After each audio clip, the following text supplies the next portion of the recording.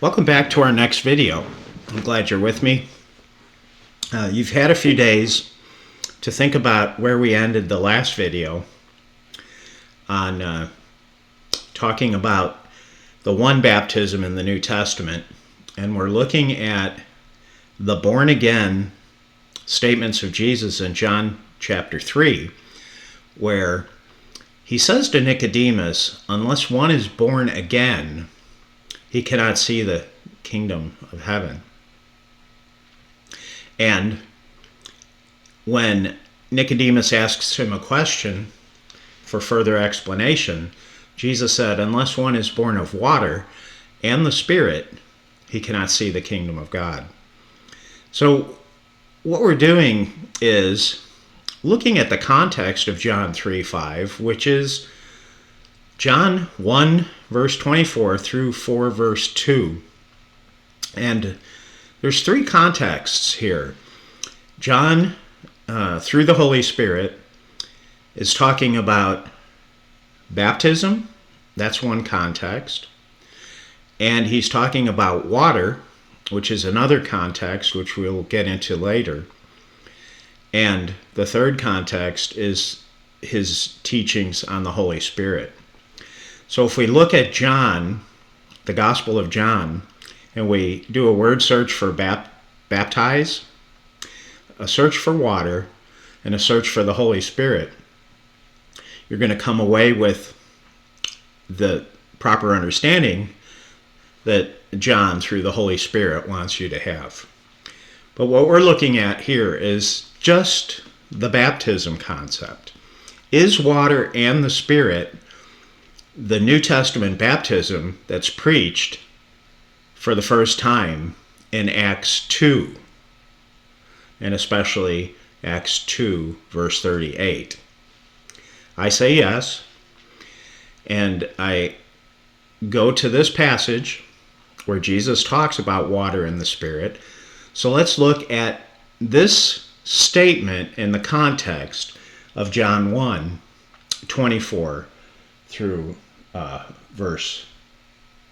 chapter 4, verse 2. So we're asking the question,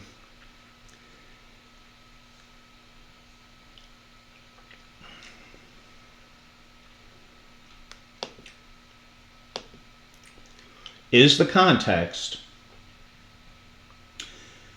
of John 3:5 the context of water immersion or baptism? So let's look at John 1:25.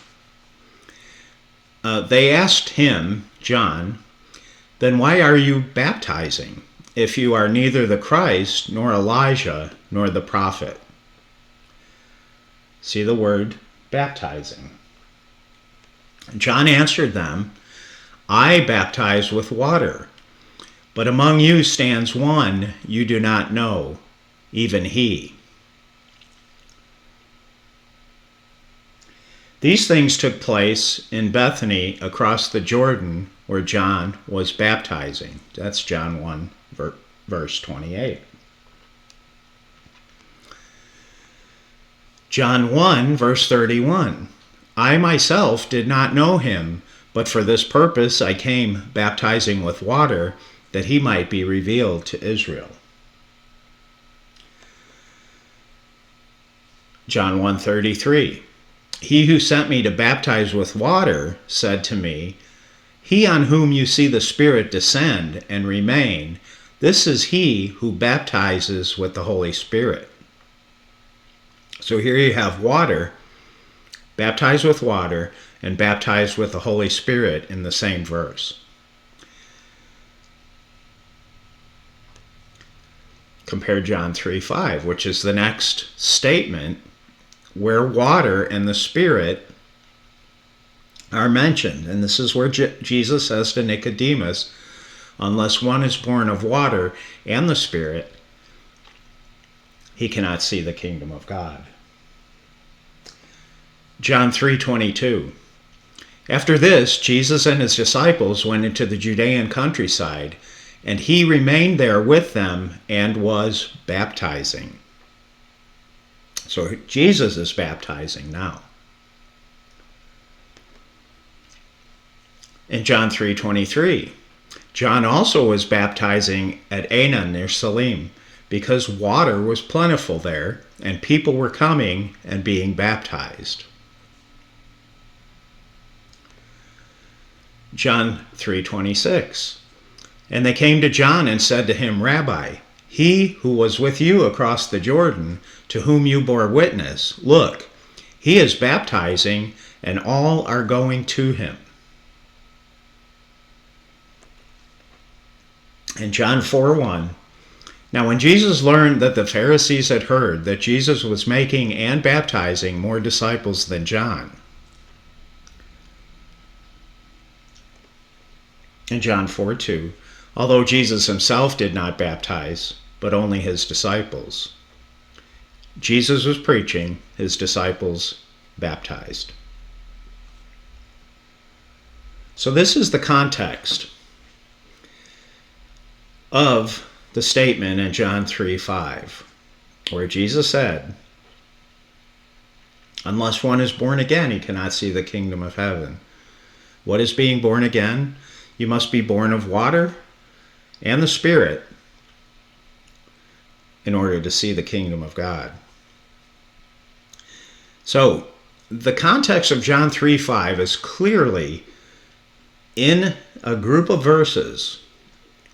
Within that context, baptism is the subject, and Jesus is explaining that the kingdom of God will be entered through a baptism of water and the Holy Spirit, which is exactly what Peter preached on Pentecost Day in Acts 2. Jesus was now raised and glorified. The Spirit had been poured out upon the disciples, and Peter stood up and gave the first gospel sermon. And at the end, when those who believed and were pricked in the heart and were fearful that they had betrayed God in such a way, they cried out and said, men and brethren, what shall we do?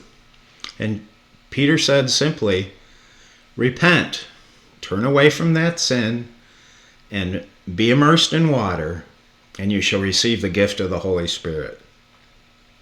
Water and the Spirit. Jesus said water and the Spirit, and he said that in the context of the baptisms of John, the baptisms that he was performing with his disciples. And so John, through the Holy Spirit, wants us to understand that John 3 and his conversation with Nicodemus was occurring in this context of baptism, and Jesus was explaining the kingdom's baptism, water and the Holy Spirit. If you have any questions or concerns about this, please feel free to drop them down into the comments. And then our next video, we're going to look at the same context and looking at the word water and see if it means anything other than water. Until next time, may God bless.